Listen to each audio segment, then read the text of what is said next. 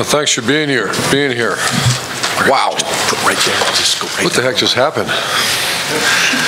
Special thanks, as always. Never want to take anything for granted, and that's all the way from the Skull Session to wonderful crowd, an incredible band, and that stadium helped us when we needed them the most, and that was one of the best fourth quarters I've ever witnessed in my coaching career. So hats off to our fans and the 10th unit, the crowd. And just a quick comment about our quarterback. You know, I see everyone's throwing these sheets at me with records this, records that.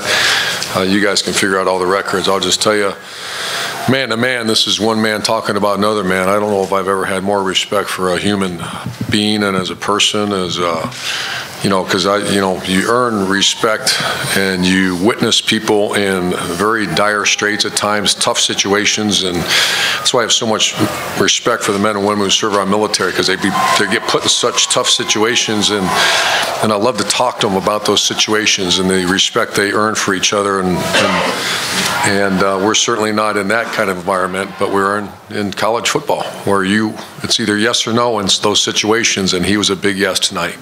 I've never had a kid play perfect, but damn, he was close tonight. 33 of 39. I can count 4 drops off the top of my head, and then 2 penalties that kept him from big completions. And he'd be the first one to tell you he's a product of those around him, which he is. Receivers, offensive line played well. That's the #1 defense in America we have great respect for. And I just can't, just how proud I am of JT. With that said, I'll answer any questions. Front row right, Rob. Urban, you said earlier in the week that the biggest games are won by the best leadership. JT, you see him behind the scenes. I think he had 16 straight completions tonight at one point. Wow. What do you see? What did you see this week in him? I've seen, I've had him for, I think, 5 years. I've seen it ever since he's been playing for us. You know, I heard about this JT Barrett guy, and he came on as a redshirt freshman, and he wasn't tall enough, wasn't this, wasn't that, but he's tough as a lion, and he has an incredible skill to lead others, and that's why. And he's not by himself. That's why I named 9 captains this year, because when you start separating, those 9 guys are different than, they deserve that opportunity to lead this team, and they did that. And you can see a bunch of those cats are in that defensive line, and that's as good a defensive line play as I've ever seen. Far left, Ari. Urban, I know you just got done talking about JT, but you mentioned tumultuous times, and he's had a very kind of up and down career at times when it comes to just the battle he had with Cardale, and 5 weeks ago people thinking that he should be benched. I'm wondering, can you give me a little bit more perspective of what it might have been like behind closed doors with him a month ago, and a little bit of an idea of what this might mean? Yeah, it was all about mean? getting better. There's, with all due respect to people who had that opinion, that in the Woody Hayes facility there wasn't any opinion. There was zero conversation about that discussion.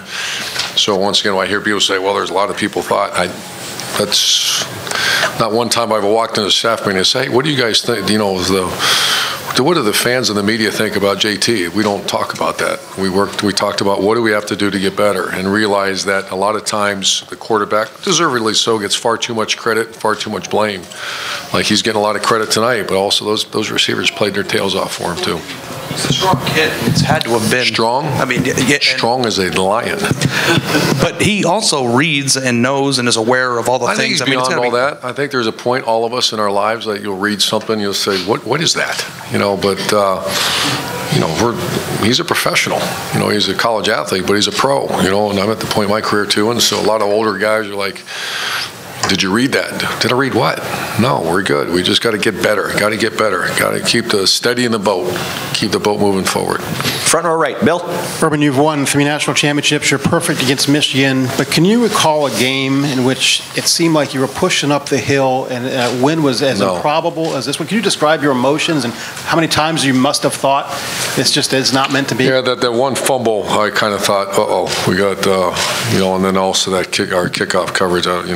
I'm not even going to take questions on that. We're going to have to just make some serious changes on personnel and everything else. That was comical. So, yeah, this was, of all the coaching of 31 years I've ever been, I can't remember one quite like this one. Far left over here, Doug. Urban, what did you get a sense of on the sideline with your guys when you're down 14-0 like that so quickly? I think I say this often, that there's only really one guy panicking. It was me. And we have a bunch of veteran players out there, veteran coaches, and that's Kevin Wilson and Ryan Day did a very nice job. Greg Schiano, defensive staff, very nice job. We just had the task at hand, get some things fixed, and the special teams looked awful at times, but also made maybe the play that saved the game with a block punt. And then also when we kicked off that one time, got it down 11-yard line. So, I'm not proud of it, but a lot of times I'm the only one panicking out there, and I'm not proud of that. Our team was very solid, very stay focused, and keep swinging. And you said you don't want to talk about it, but you guys did make the adjustments on kickoff to try to deal with the situation. What did you just talk about? What you had to do, sort of, to try to figure something out that could possibly work? JT's a great leader, and he's a guy that I love to death. Front row middle, Austin. Urban, I know you said that you might have been the only one panicking, but coming off the bye week, you guys seemed so confident.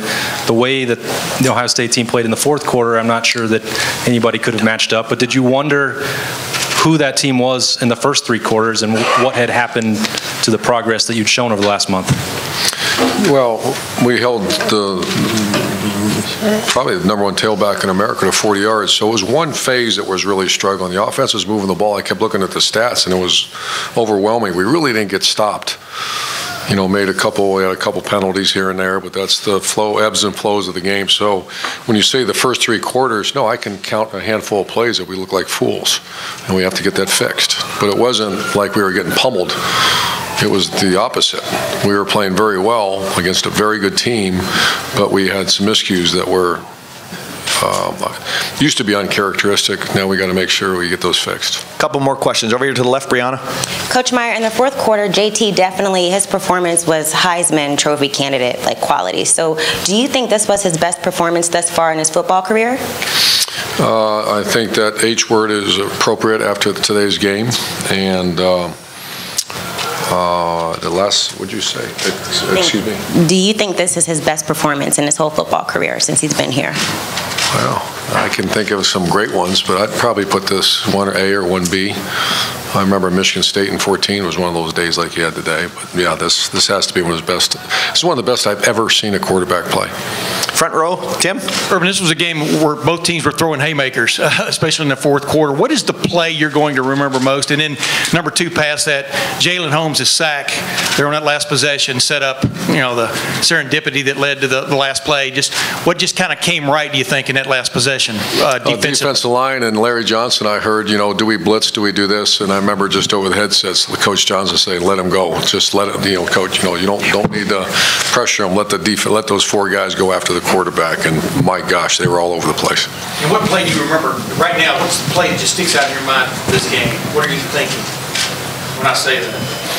Probably the game winner, because I remember the call was 8-17, Y-seam, look back, and they gave us the look that we needed, and it was those guys did a very nice job and executed to perfection. And two more. Over here to the right, Clay. Was it the greatest comeback in your coaching career? I think so. And did you ever prepare the consolation speech? You said you panicked a little bit. Didn't have time. Too much going on. And final question, over here to the right. Urban, Saquon Barkley obviously came into this game with well-deserved accolades. You complimented him. Though we had the opening kickoff, you bottled him up pretty well between the tackles. I'm just wondering if you can talk about the game plan and execution against him. Yeah, I think I'll leave that up to Greg. Wasn't much involved in that game planning. We talked about him. My biggest concern was not just the fact he's a great running back, but he had 21 carries for 44 yards, if I'm reading that right. Is that right? And one was a 36-yard carry. Wow. Yeah, our defense is all over him. And one of the biggest things that makes him such a great player is the ability to catch the ball. I was as worried about that as, because we're a man coverage team, all of a sudden you get stuck with linebacker playing a man-to-man like you saw against our rivals. So I thought that's a credit. We had a bye week to prepare for him too, but we still have incredible respect for him as a player. Coach, thank you very much. No, guys, stay back there, please. Stay back there.